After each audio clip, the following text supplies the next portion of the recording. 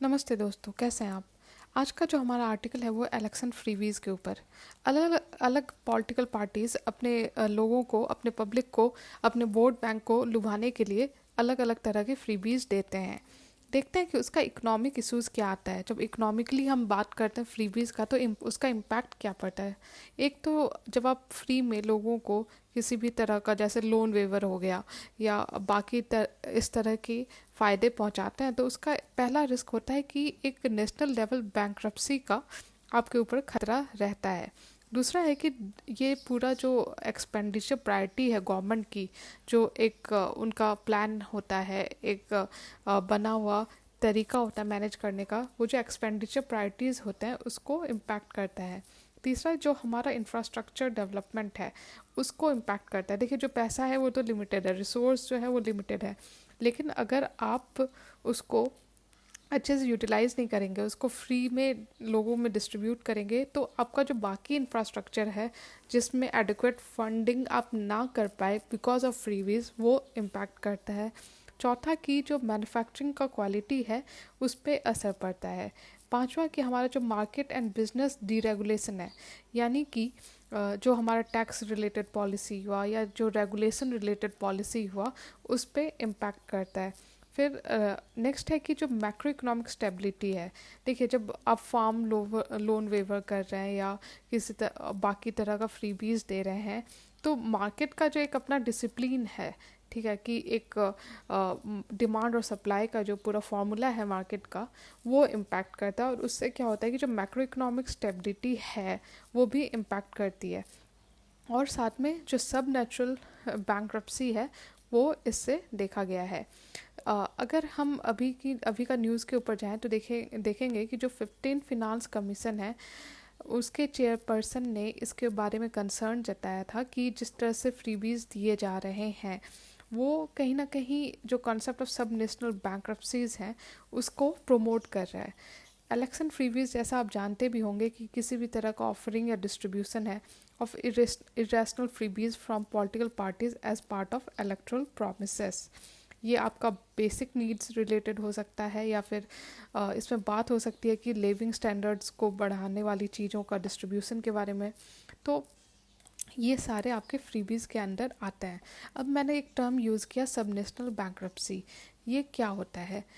तो इसका डेफिनेशन जैसा यहाँ पे लिखा हुआ है कि सब national insolvency refers to the physical crisis where the state local government loses market access of fair rising finances cost debt undermine its capacity to deliver essential services. देखिए, जब कोई भी फ्री भी गवर्नमेंट देती है तो उसको एक कॉस्ट उसका बियर करना पड़ता है, और इसके कारण जो बाकी उसका जो रिक्वायरमेंट है कि वो एसेंशियल सर्विसेज प्रोवाइड करें या जो उसकी फिजिकल स्टेबिलिटी है वो इम्पैक्ट करती है। और ये ओवरऑल जो गवर्नमेंट है उसको सब नेशनल बैंक्रप्सी की तरफ मूव करवा देती है।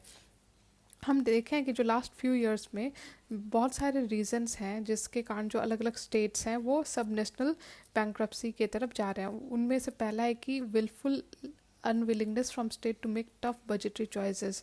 देखिए, एक फिजिकल स्टेबिलिटी मतलब कि स्टेट का जितना एक्सपेंडिचर है उतना ही उसको अर्निंग भी होना चाहिए। अगर इसके बीच में मिसमैच हुआ तो प्रॉब्लम क्रिएट होता है। दूसरा कि erosion of autonomous physical space due to GST. तीसरा loss of revenue due to COVID के कारण देखिए ऑफ कोर्स हर एक स्टेट के लिए और ज़्यादा मुश्किल हुई, उसे एक्स्ट्रा एक्सपेंडिचर करना पड़ा टुवर्ड्स हेल्थ और बाकी एसेंशियल सर्विसेज की तरफ, लेकिन उतना जितना मुनाफा उन्हें आना चाहिए था, जितना अर्निंग होनी चाहिए था स्टेट को, उतना नहीं हो पाया। और अगर इस तरह से चीज़ें इनएडिक्वेटली चलती रही तो स्टेट बैंक्रप्सी की तरफ मूव कर सकता है। तो ये हमने समझा, जो बैंक्रप्सी के बारे में समझ लिया। अब नेक्स्ट है कि इश्यूज़ क्या क्या हैं, कि किस तरह से नेगेटिवली इम्पैक्ट करता है। जब हम फ्रीवीज़ के बारे में बात करते हैं तो क्या क्या इम्पैक्ट होता है। तो पहले देखिए, तो इसमें तो इकोनॉमिक इश्यूज़ ही हैं कि ये हमारा जो स्टेट है उसका जो भी अर्निंग है उसको ड्रेन करता है, और जो फिजिकल बैलेंस जो है वो कमी उसमें आती है। तो अगर गवर्नमेंट अपने एक्सपेंडिचर और अर्निंग को मैच ना करे तो लॉन्ग टर्म में स्टेट के लिए प्रॉब्लम क्रिएट हो सकता है, क्योंकि फिजिकल डेफिसिट बढ़ेगा स्टेट का, और उसके कारण वहाँ पे इन्वेस्टमेंट कम होंगी, एक स्ट्रेस आएगा फ्यूचर इन्वेस्टमेंट में। ठीक है। तो जैसे कि डेप्ट टू जीडीपी रेशियो अगर पंजाब का देखें तो ये 53.3% है, जो कि बहुत ज़्यादा है। Telangana has committed 35% of revenue receipt. तो इस तरह से अलग अलग स्टेट का हम देख रहे हैं कि मिसमैच उभर के आ रहा है, और ये स्टेट लेवल पे ज़्यादा है, सेंटर से भी ज़्यादा मिसमैच एक्सपेंडिचर और अर्निंग के बीच में हमको स्टेट्स में दिख रहा है। दूसरा है कि पॉलिटिकल इश्यूज़ मतलब कि समझ लीजिए कि जो आर्टिकल 14 है ये कहीं ना कहीं डिस्टॉर्ट होता है। अगर हम ओवरऑल देखें, पॉलिटिकल पार्टीज़ अपने बेनिफिट के लिए फ़ायदा तो पहुंचा देती हैं, लेकिन ये overall in long term nation के लिए अच्छा नहीं है। तीसरा है कि सोशो साइकोलॉजिकल इश्यूज़, मतलब कि जब किसी स्टेट के मान लो फार्मर्स को पता ही है कि उनके लोन वेवर्स के चांसेस हैं, तो वो क्यों अपने लोन के इंटरेस्ट को पे करेंगे। तो इस तरह का जो साइकोलॉजिकल इम्पैक्ट पड़ता है, या फिर लेजीनेस की, ठीक है हमको फ्रीवीज मिल ही रहा है, हमको सब्सिडाइज्ड आइटम मिल ही रहा है और इस तरह के सब्सिडी मिलते रहेंगे, तो ये जो एक साइकोलॉजिकल दिमाग का एक सोचने का तरीका बन जाता है, उससे भी इम्पैक्ट पड़ता है। फिर नेक्स्ट है कि एनवायरनमेंट। देखिए कई बार ऐसे भी हाँ फ्रीबीज दिए जाते हैं, जैसे कि मान लीजिए इलेक्ट्रिसिटी में ही सब्सिडी दिया फार्मर्स को, तो फार्मर्स जब कम प्राइस में उन्हें इलेक्ट्रिसिटी मिल रहा है तो वो मोटर्स को यूज़ करके ज़्यादा ग्राउंड वाटर का यूटिलाइजेशन करेंगे। तो इससे क्या होगा कि जो ग्राउंड वाटर है वो डिप्लीट करेगा, और एनवायरमेंटली ये बहुत ज़्यादा अनसस्टेनेबल है। अगर आप लॉन्ग टर्म में देखें तो हमारे फ्यूचर जनरेशन को इससे इम्पैक्ट पड़ेगा।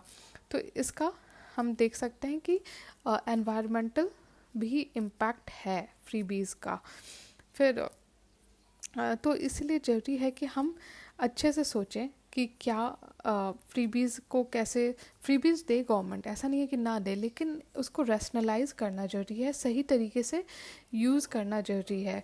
ठीक है, तो वे फॉरवर्ड में आप यही लिखोगे कि हमें ज़रूरी है कि हम हमारे इलेक्शन कमीशन को एम्पावर करें कि वो इंश्योर करे कि जो भी फ्रीबीज़ हैं वो मॉडल कोड ऑफ कंडक्ट के विरुद्ध या उसके अगेंस्ट जाके ना हो। ठीक है, एक लिमिट में ही हो, और जो भी फ्रीबीज़ प्रॉमिस किए गए हैं, ठीक है, अगर वो रैशनल है, सही है, तो वो दिया जाए। ऐसा नहीं हो कि आप प्रॉमिस तो कर दो लेकिन फिर वो आप डिस्ट्रीब्यूट ही नहीं करो।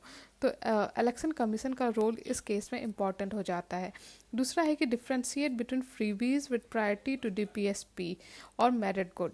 कई बार वोट लेने के लिए सिर्फ ऐसे ऐसे फ्रीबीज दे दिए जाते हैं या प्रॉमिस कर दिए जाते हैं कि हम देंगे, जो कि रैशनल नहीं होता कि हम आपको इतने रुपए दे देंगे या ये आइटम दे देंगे। तो आपको रैशनली और सस्टेनेबली सोचना पड़ेगा। तीसरा है कि need based freebies with transparency by segregating have and have knots.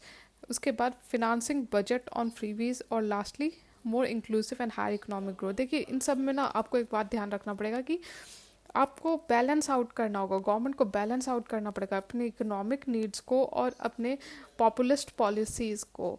ठीक है, गवर्नमेंट सिर्फ एक तरफ सोच के नहीं काम कर सकता, नहीं तो हमारा भी श्रीलंका की तरह हाल होगा। हमें अपने इकोनॉमी को फिजिकली बहुत स्ट्रॉन्ग रखना है, क्योंकि अभी ऑलरेडी बहुत वॉलेटिलिटी है इंटरनेशनल मार्केट में, और अगर हम अपने फिजिकल कैपेसिटी को मेंटेन ना करें तो लॉन्ग टर्म में हमारे देश के लिए इम्पैक्ट पड़ेगा। तो इस तरह से हमने समझा कि जो फ्रीबीज़ है उसका क्या क्या इम्पैक्ट पड़ेगा और कैसे उसका वे फॉरवर्ड होगा। आई होप आपको वीडियो अच्छा लग रहा है। अगर अच्छा लग रहा है तो लाइक कीजिए और साथ में मेरे चैनल को सब्सक्राइब कीजिए। Thank you.